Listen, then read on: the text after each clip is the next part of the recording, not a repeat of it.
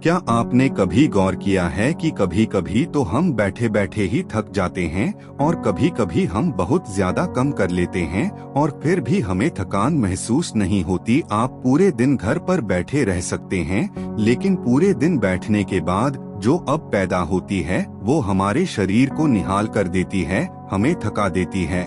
लेकिन वहीं अगर हम कोई खेल खेलते हैं तो हम उसमें खूब भाग दौड़ी करते हैं, खूब शरीर को थकने की कोशिश करते हैं, लेकिन खेलने के बाद एक चुस्ती महसूस होती है, जैसे शरीर का रोम रोम खेल उठाओ। अगर आप देखें तो यह बात अपने आप में विरोधाभास है भाई। प्राकृतिक रूप से होना तो ऐसा चाहिए कि आदमी जब खेलता है तो उसका शरीर थकता है, इसीलिए खेलने के बाद उसे थकावट महसूस होनी चाहिए। और जब आदमी खाली बैठता है तो वह अपने शरीर को थका ही नहीं रहा, वह तो आराम कर रहा है, तो फिर उसे थकावट क्यों महसूस होती है खाली बैठने में? अगर आप इसका जवाब जानना चाहते हैं तो इसका जवाब है हमारे मैन की। अब जहां तक शरीर की बात है, शरीर को थकने से मैन नहीं थकता, और अगर आपका मैन थक जाता है तो आपका शरीर साथ नहीं देता। ऐसा ही होता है खाली बैठने में, और मैन की इसको हम तनाव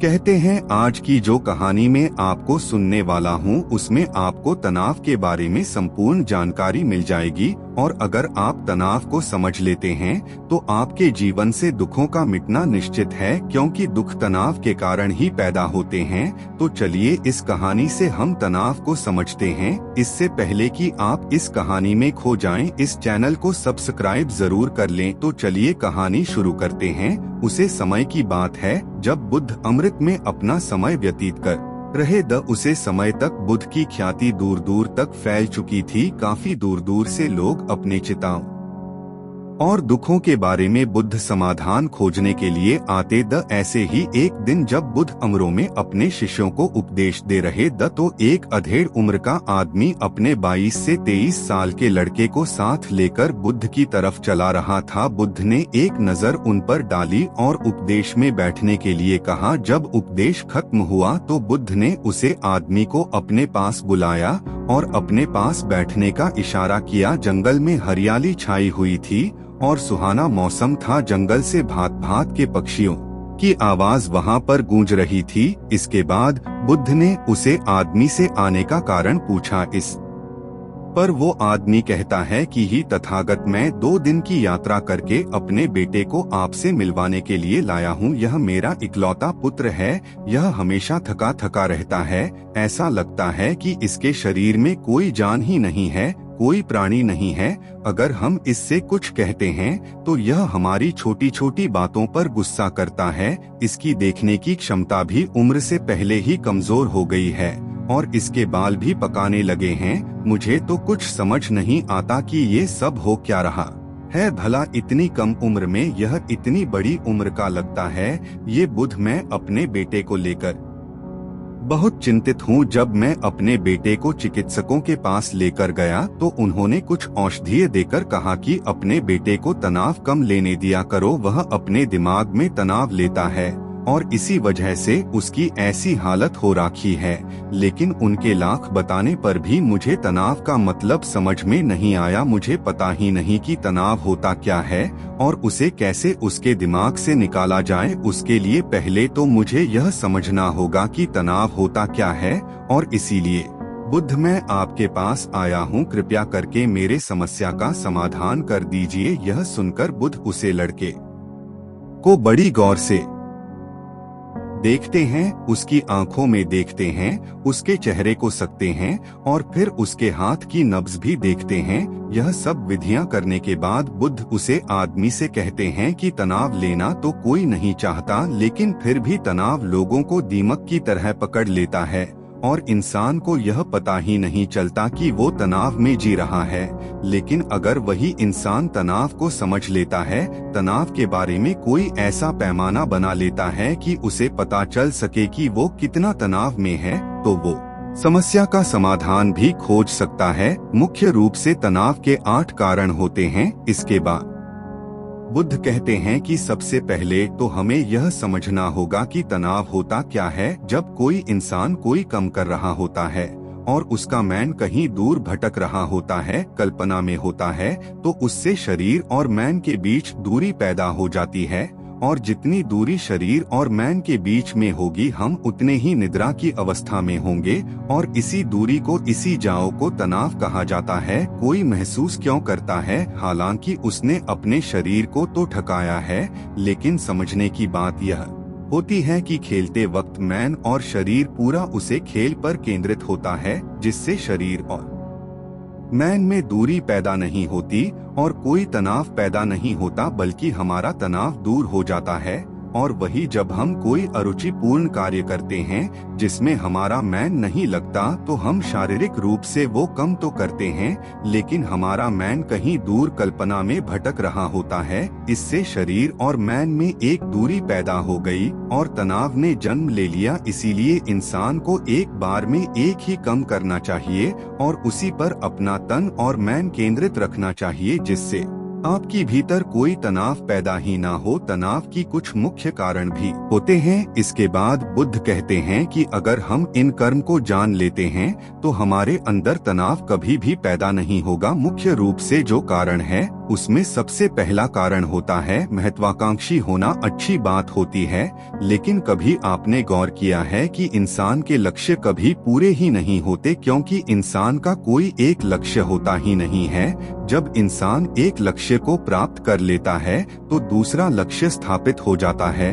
और इसी तरह वो अपने लक्ष्य को पाने के लिए गोल गोल घूमता रहता है। इसीलिए जो इंसान ज्यादा महत्वाकांक्षी होता है, जिसे बड़े बड़े लक्ष्य प्राप्त करने होते हैं, वो वर्तमान में कभी नहीं जी पाता। उसका मैन हमेशा भविष्य की योजनाएं बनाता रहेगा और बस उसका शरीर वर्तमान में होगा, उसका मैन भविष्य में होगा। और इन दोनों की दूरी की वजह से उसे आदमी में तनाव पैदा हो जाएगा। इस पर वो युवक पूछता है कि यह बुद्ध, तो क्या आदमी को अपना लक्ष्य ही नहीं बनाना चाहिए, क्योंकि लक्ष्य बनाना भी तो महत्वाकांक्षा होती है। इस पर बुद्ध कहते हैं कि जीवन में कोई लक्ष्य बनाना गलत बात नहीं है। समस्या पैदा तब होती है जब हम पूरे का पूरा ध्यान उसे लक्ष्य पर ही लगा देते हैं। आदमी को वर्तमान में जीना आना चाहिए। आप लक्ष्य बनाया, उनके प्रति निरंतर मेहनत करिए, लेकिन इसके साथ साथ आपके दिमाग में यह ख्याल भी होना चाहिए कि आप अभी वर्तमान में जी रहे हैं। इसके बाद बुद्ध ने तनाव का दूसरा मुख्य कारण बताया, जो कि था ईर्ष्या। बुद्ध ने कहा कि जब आदमी ईर्ष्या पूर्ण या द्वेष पूर्ण हो जाता है तो भी उसका मैन सड़ने लगता है। ईर्ष्या आंतरिक घाव होता है। आंतरिक मतलब मैन का घाव होता है। शरीर का घाव तो भर जाता है, लेकिन मैन का घाव कभी नहीं भरता। इसीलिए इंसान को दूसरे की तरफ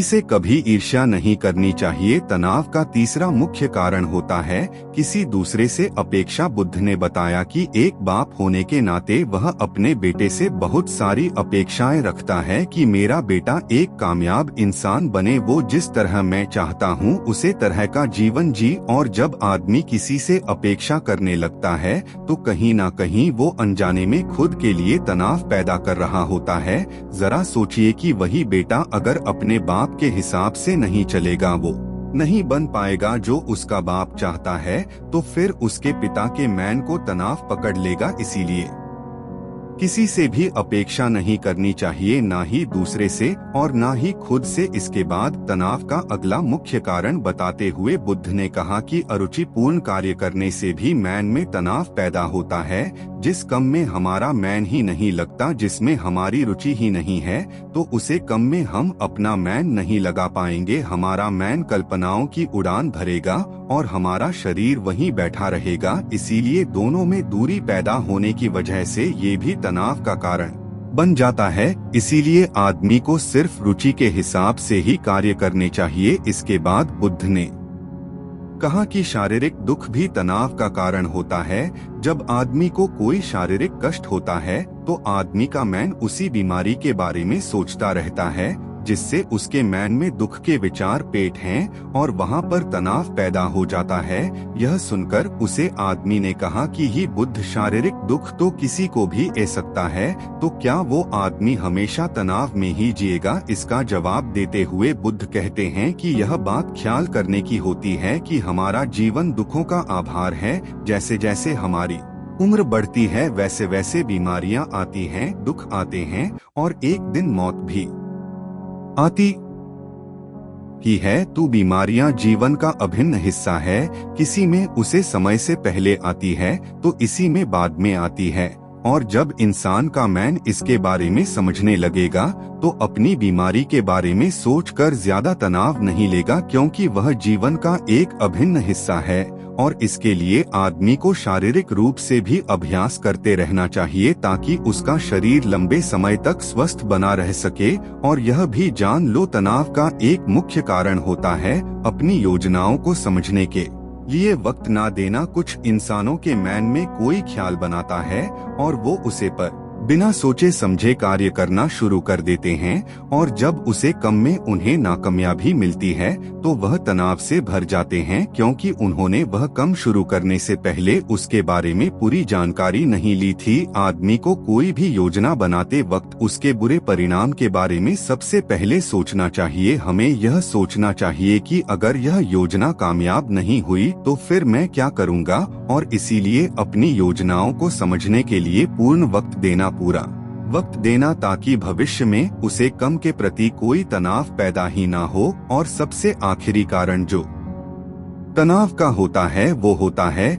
ज्यादा सोचना। निरंतर सोचते रहना भी एक बीमारी होती है, और इसको दूर करने के लिए आदमी को नित्य प्राणायाम और ध्यान करना चाहिए। ये सुनकर उसे आदमी ने हाथ जोड़ते हुए बुद्ध से पूछा कि ही बुद्ध, मेरा बेटा तो अभी मात्र 23 साल का है और उसमें इतने समझ भी नहीं है कि वो इतनी सारी बातों का एक साथ अनुसरण कर सके। कृपया करके तनाव मुक्त रहने का कोई आसान सा मंत्र बता दें जिससे आदमी उसे मंत्र का अनुसरण भी कर सके और तनाव मुक्त भी रह सके। यह सुनने के बाद बुद्ध ने कुछ सोचते हुए जवाब दिया कि इसके ये एक छोटी सी विधि है।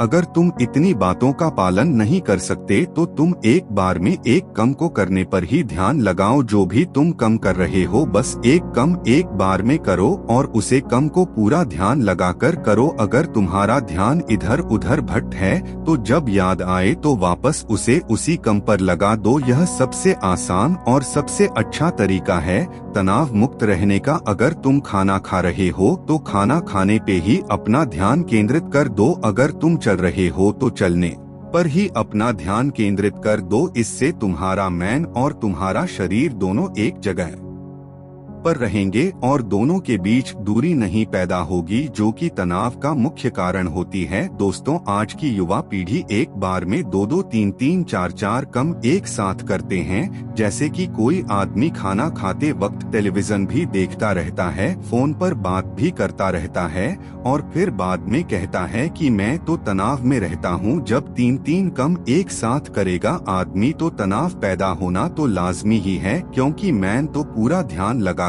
एक बार में एक ही कम कर सकता है। पूर्ण रूप से ध्यान दो चीजों पर कभी नहीं लग सकता, इसीलिए जहाँ तक संभव हो सके कोशिश कीजिए कि आप अपना ध्यान एक ही कम पर लगा पाए। तो दोस्तों, कैसी लगी आपको ये कहानी कमेंट सेक्शन में जरूर बताना, और अच्छी लगी तो इस चैनल को सब्सक्राइब करना मत भूलना। तो मिलते हैं अगली कहानी में, तब तक के लिए अपना ख्याल रखें।